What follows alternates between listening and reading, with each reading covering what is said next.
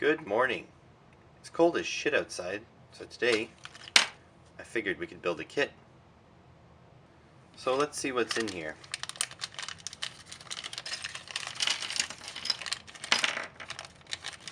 And just one little piece left in there. And there we go. So what this kit is, this is an amplifier kit originally from ICStation.com. I didn't get this from ICStation.com. I got this for about $1 from Aliexpress. It is based on the, if I'm not mistaken, LM386 op amp. Well, it's an audio op amp. We've got a potentiometer, 10K. We've got a couple caps, electrolytics, a couple ceramic caps, 2 resistors, 2 diodes, a stereo socket, and a power socket, as well as a couple pin headers, because I believe we have, there's some spots for some headers here. So let's get started with this kit. So I have the board set up in a set of helping hands here. If you don't have helping hands, you can always solder right onto your mat. That's fine. Also, I have a multimeter, very important because you should meter the resistors and the capacitors and whatever you can, just to ensure that they're the correct values, or at least close enough. Especially when someone else put this kit together. Like if I got this directly from IC Station, I probably wouldn't be worried about it, but since I got it for even cheaper from AliExpress, you never know. Also, I've got my soldering iron set to 350 degrees science. I have my good old lead solder. Lead solder is much easier to work with. This is just cheapy Chinese stuff, but it works fantastic. So we can get started.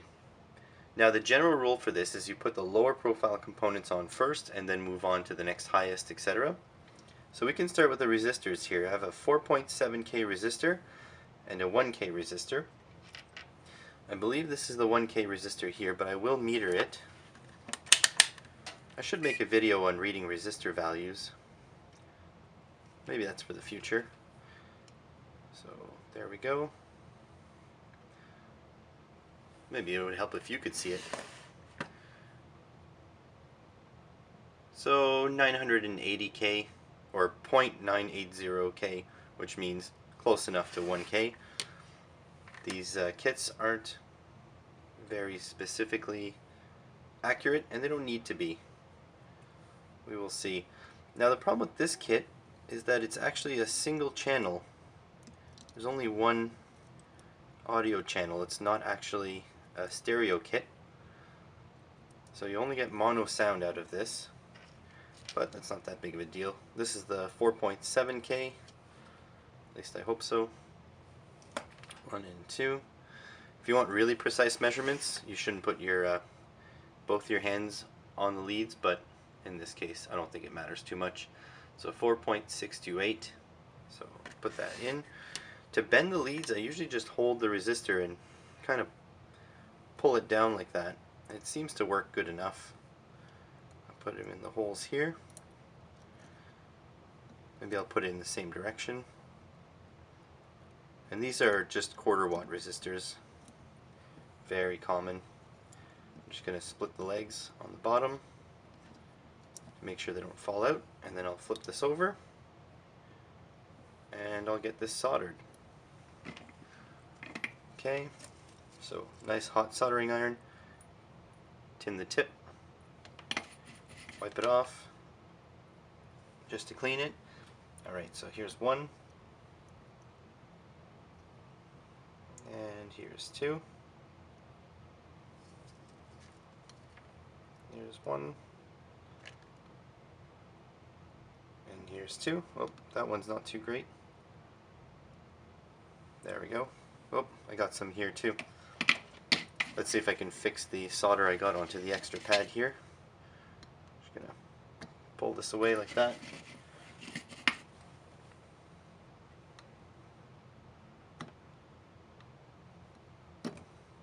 Sometimes you just get it hot and give it a shot. Let's see. Yeah, that's through. Good. You just hit it and the molten solder will fly away. I'm going to trim the leads. Should use a set of flush cutters for this, but I don't actually have any flush cutters. Maybe I should have ordered some last time I ordered stuff on Aliexpress. But there we go, our two resistors are installed. So what's the next thing up? Well, I can see a jumper. You've got our little stereo jack. Got a couple caps, the socket. I think the IC socket would be the next one. So the IC socket on this side here, I don't know if you can see that, there's a little notch. Notch is right there. And there's a notch on the board too to signal which pin is pin 1. So you should drop that in with the notch facing on the right way. Now the socket will be a little harder because you can't really bend the pins. So basically for this you need extra hands.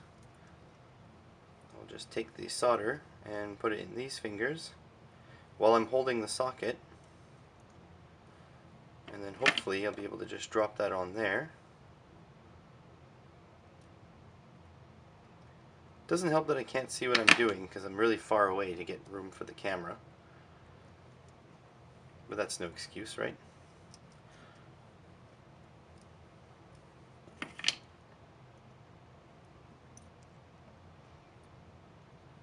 Yep, that's not working at all. Okay, I'm going to lay this flat down onto the table. So there we go, that's much easier. Just going to tack this corner on. There we go.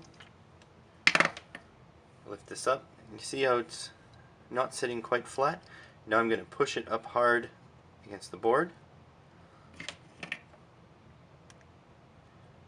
Just to reflow that pad.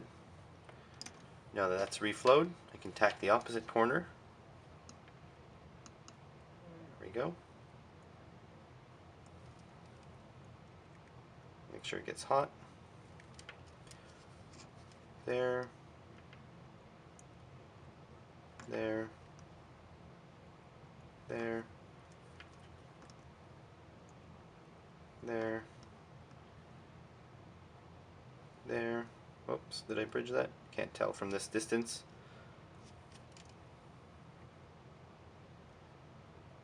Looks like this one here, the middle one, doesn't have a pad, or the second one here doesn't have a pad. Maybe it's meant to be floating, so we'll go to the last one. There we go. Now I'm just going to inspect my solder, and it looks like I put way too much solder and I got a bridge in between here. And that seems to solve it. Alright, so there we go. So that socket is done. Let's move on. So the next step I think is this stereo socket. This drops right into here. And then again I will solder this the same way. I'll tack one pad.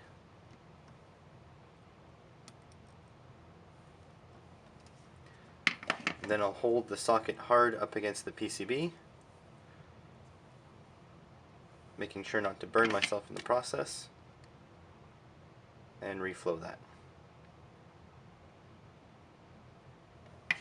Keep cleaning your tip. There we go, that's held on. Now I can do the other 4 connections.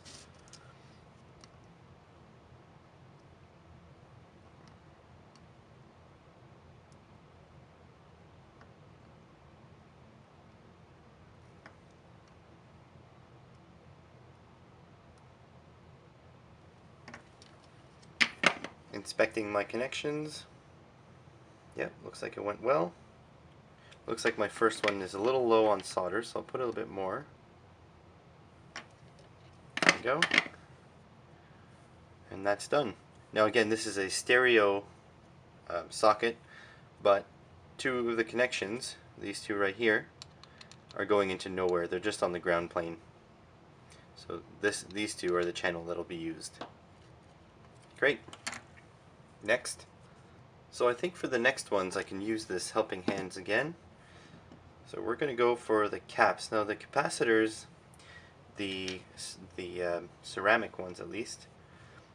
These capacitors are 104, which I believe is 10, and move the decimal point 4 points or 4 spots to the left, which will be 10 microfarad.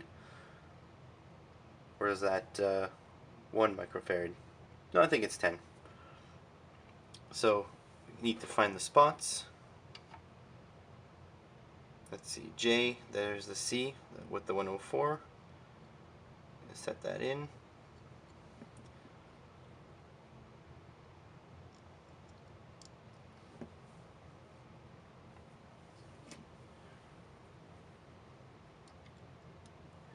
This is extremely tiny and I can't really see what I'm doing. There we go.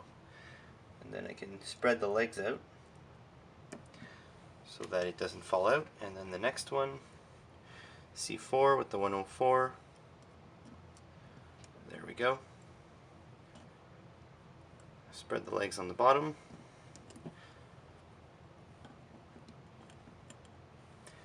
And then solder these up. Don't need nearly this much solder out. There we go. Whoops, got trapped. There we go. 1 and 2. It's just showing how blind I am, because without the camera I usually have my face right in there. Can't really do that now. Okay, I'm going to heat up this pad. It's 1. Oh, missed that one. Going to inspect my solder joints. Yep, they seem just fine. Maybe a little heavy on the solder. This is kind of, 0.8 mil is kind of big for this kind of work, but I have some smaller stuff and I really don't like the way it flows. I don't think there's enough flux inside. And really I can't be bothered to add more.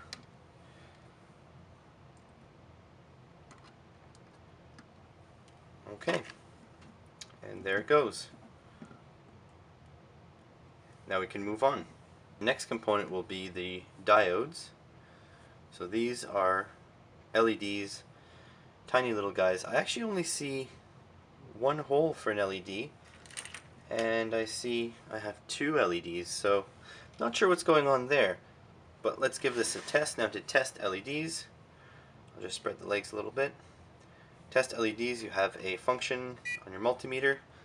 Looks like a little diode, and then put the red on the positive. Now usually the positive is the smaller, that smaller piece on the inside. So I'm going to put red on that, and then black on the other side. Yeah, so it lights at 1.79 volts. And we also know that this side, the side with the small end on the inside, I don't know if you can see that, is the positive. And now this diagram is not really descriptive. It looks like the positive's on that side, so that's how I'm going to put it. If it doesn't work, well, we'll just swap it. Put this inside the hole, like this, and then spread the legs a little so it doesn't fall out. Put it back onto the helping hands. Heat up the pad and the component.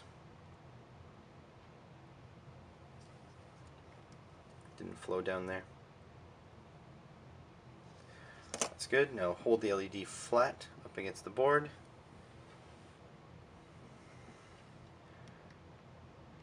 And reflow. Good. Now I can solder the other lead.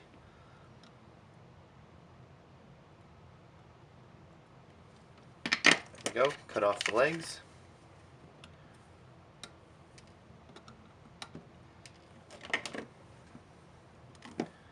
And the LED is now soldered. Great. We're starting to run low on components now. We do have these jumpers to put in.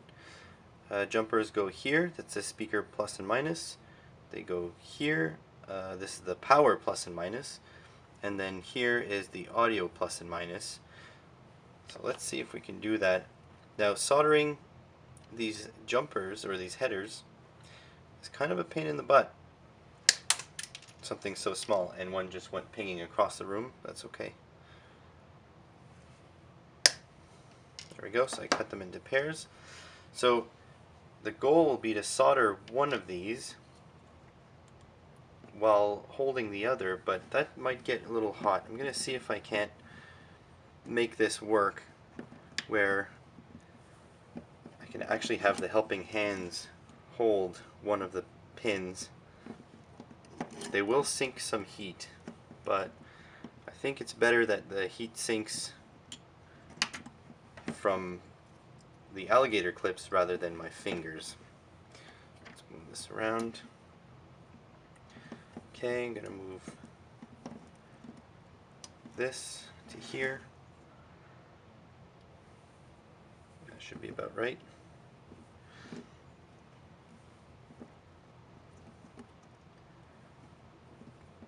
Spin everything into alignment.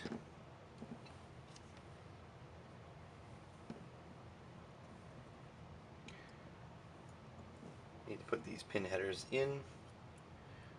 Not sure how I'm going to do that middle one. Probably not the best planning.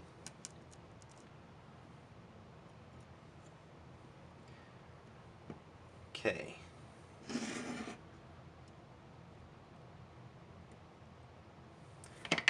we go. Let's solder one of these.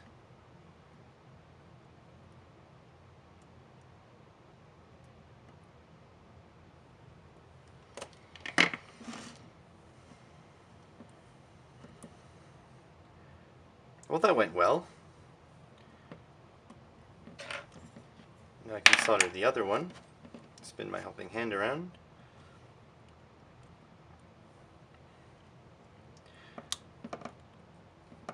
Some people use fancy jigs for soldering. I guess I should get one, but I'm just so cheap. So there we go. Need to put the other one over here. So that'll be the same deal. We'll rotate this so it's aligned this way. Put this way. Or should I put it this way? Hard to say.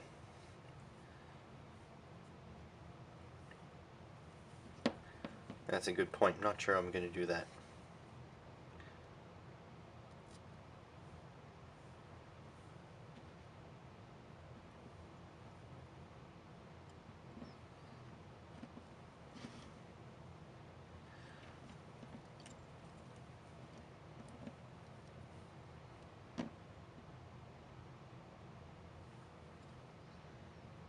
Just going to butt these up. It's not even the right one. I'm trying to butt these up.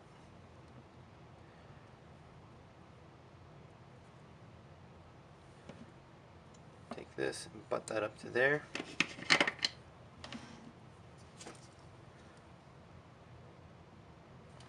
Gotta clean my tip more often too. Okay, here goes.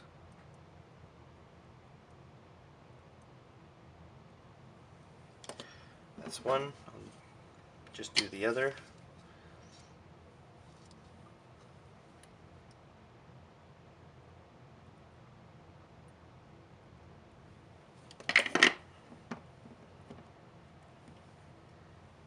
Tad bit on the crooked side, but we could fix that if we cared enough, which I don't.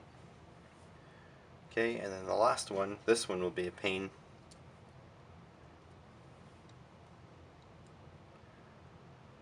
Could resolve to just, actually now the pins stick out the highest, so I think I'll just lay that down onto this board here. That'll be good enough. Pop that in.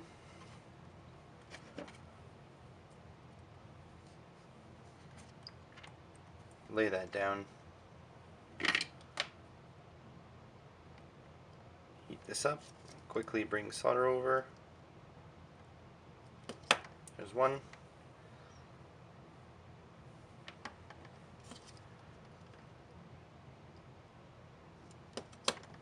There's two. Alright. Almost done. Only got a couple of capacitors left, and then we move on. So I've just run into a problem here, because as you can see there are 3 electrolytic capacitors left to solder on, but only 2 here. Now I'm not sure if I've dropped one, but I certainly can replace it. Now this is 1000 microfarad 25 volt. It doesn't need to be as high as 25 volt because there's just not going to be 25 volts coursing through this. I think the maximum on this is 9 volts. Then we have over here a 100 microfarad 25 volt, and we're missing this 10 microfarad capacitor, which I assume is 25 volts, but again, we don't need it to be 25 volts. So I actually have some capacitors in this kit, which I forgot to take, or I didn't get the chance to take the dollar store markings off of it. But I'm looking for 10 microfarad and probably a decent voltage. You don't need 25, but maybe 10 wouldn't be enough, right? This is, I think I put them in order, the biggest to the smallest. So that's 50 volts down here. 1 microfarad, okay, over here, 2.2 microfarads, over here, 3.3 microfarads, over here, 4.7, this probably is 10 here, right? 10 microfarads, so we can use this capacitor to replace that one missing in the kit. So that's a good reason to have a nice stock of components just in case something's missing. So let's carry on with the build. And of course, just as I was going to keep on going with the kit, look what I found. Yep, this is the 16 volt 100 microfarad capacitor, which I dropped from the kit. The funny part is, this is 100 microfarads, but it's supposed to be 10. It is smaller though, to fit that smaller footprint. But it is what it is, so we're going to put that one in. Maybe they increased the capacitance because it was just cheaper. So this one can go back into the kit. Now let's move on. So I think the next component I'll put on is going to be this power jack here. Just because I might have to do this one freehand. And the pads here have quite a bit of thermal mass. So I think I'm going to do this one next, then the caps because they're through hole and bendable leads, and then this heavy potentiometer. So let's see how I get along with this jack here. So I'm going to put some heat to it.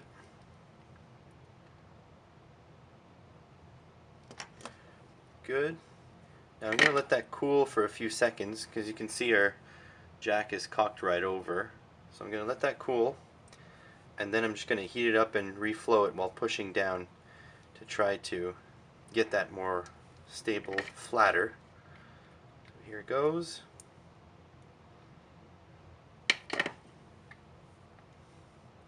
And there we go. Now we can solder the other two connections.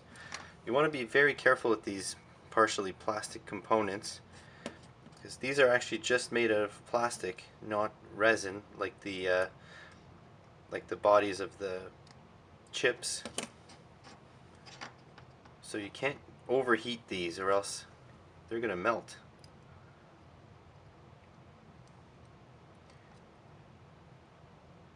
Whoops, not enough heat.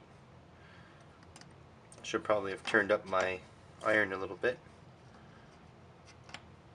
but I am stubborn.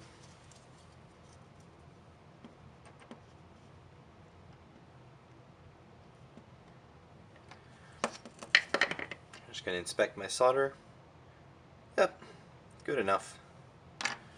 Alright, on to the capacitors. So for these electrolytic caps, these are actually our second polarized components in the whole build. I guess third if you consider the chip polarized, which I guess it is. But caps, very important. You're going to blow these up if you put them in backwards.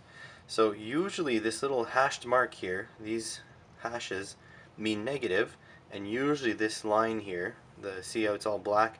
It has a white line. This line means negative. Also, it helps that this kit, it's actually demarked plus and minus onto the board.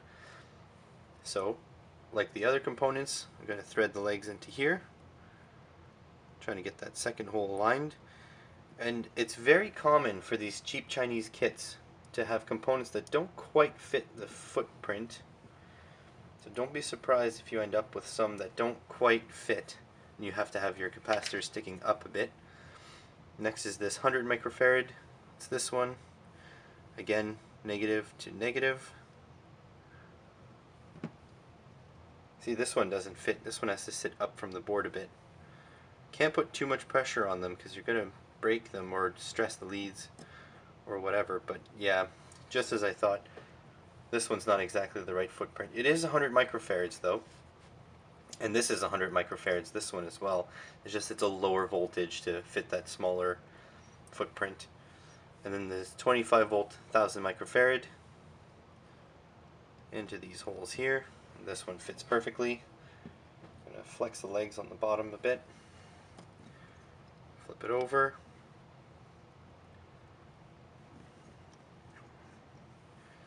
Okay. The only bad part about these helping hands is that the base is still kind of wobbly. So you can't get the kind of force needed to transfer heat very rapidly. Thankfully this is a pretty small kit and I can deal with it.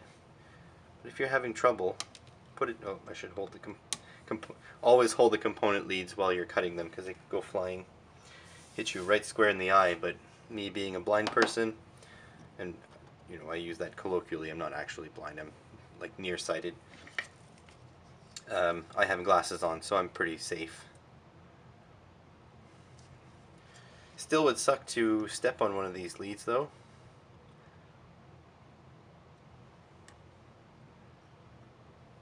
See, I didn't get the pad hot enough there. There we go. Okay, 1 and 2. These thicker leads from the bigger caps, it would make really good jumper sections. So if you need a jumper, you can keep those. I think I've got tons of wire laying around here, so I'm not too worried. Alright, there's 1, 2. There we go.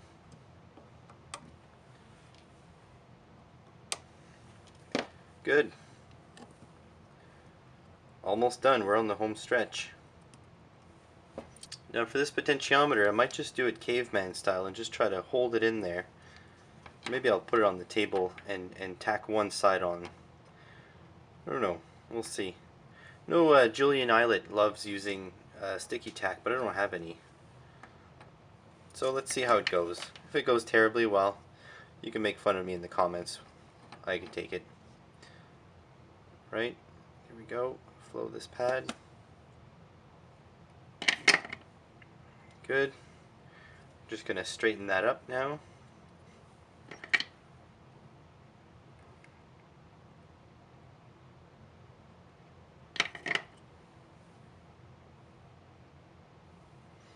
Straight enough. And now I can flow the other two pads. See if I can hold this in a way that I can put decent pressure on the pads. So they do these in single channel kits instead of stereo. So then you can save money on using potentiometers because you need the stereo pots, which actually have 2 identical channels on them if you wanted to do a stereo kit. You also need 2 LM386s. Okay, so that's almost done. Now we're just going to put the chip in and find a way to power this. So the chip goes, if you remember, there's a little nub taken off on this side, and there's a little nub taken off here. So we're just going to drop this. Oh yeah, it's true, we might have to align these two. So if you have trouble, if they're too spread apart, you could just rock it onto the table like this. Just kind of squeeze those legs tighter up against the body here. So making sure to stay in alignment. They give you a socket so you can pull the chip out, but it's really not easy putting the chip in and out. But there we go. So now we've got a completed build.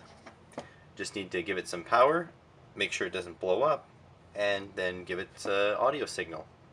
Let's do that now. And the time has come. So we get to see if this thing blows up. I didn't want to test it off camera just in case it did blow up. So I'll be hooking up the speaker with this adapter I made. So it's a little like the pin header females to these little sort of screw terminals and to an old speaker salvaged from a little radio. This could sound like crap, by the way. I haven't actually tested this speaker ever, and nor have I this board. Okay, so the speaker plus is on this side, so I'm going to put the red towards this side. Good. Okay, now from an auxiliary cable I have my Samsung tablet with some pretty awesome YouTubers video there. I wonder whose that is. So that's going to go into here. And now for the moment of truth, is this going to blow up? Maybe I should, there we go. Oh, we're getting interference. Something's going on. I don't know if we're picking up some sort of coupling, but I'm going to turn that down. Press play on the tablet. Should be playing now. Uh-oh.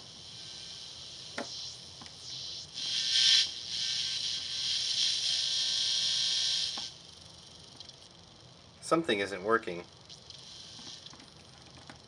I'm not sure if it's my power supply isn't high enough. I don't know if it's the chip itself that's fried. If it is, well, I have other ones. Okay, so let me just take a quick look at the soldering and we'll try this again. Well, I just damn near drove myself nuts trying to figure out what was wrong with this. I tried different aux cords, I tried a different speaker, I tried using a different power supply, I even tried a new LM386 because I had a few laying around. Again, good idea to have extras laying around. And I just couldn't figure it out until I saw one of my solder joints up close. Let me just zoom you in here, as much as I can at least. So this solder joint right here, this guy here, wasn't quite making contact with the pad, and what that is that is the ground for the signal. So let that be a lesson to you. Maybe check the errors that the idiot who's soldering did, and in this case it was myself. So without further ado, I give you the completed kit. Supply wires, really hard final. Okay, I'm gonna try not to stress the connections too much, but I think it'll be fine. I'll put this down like this.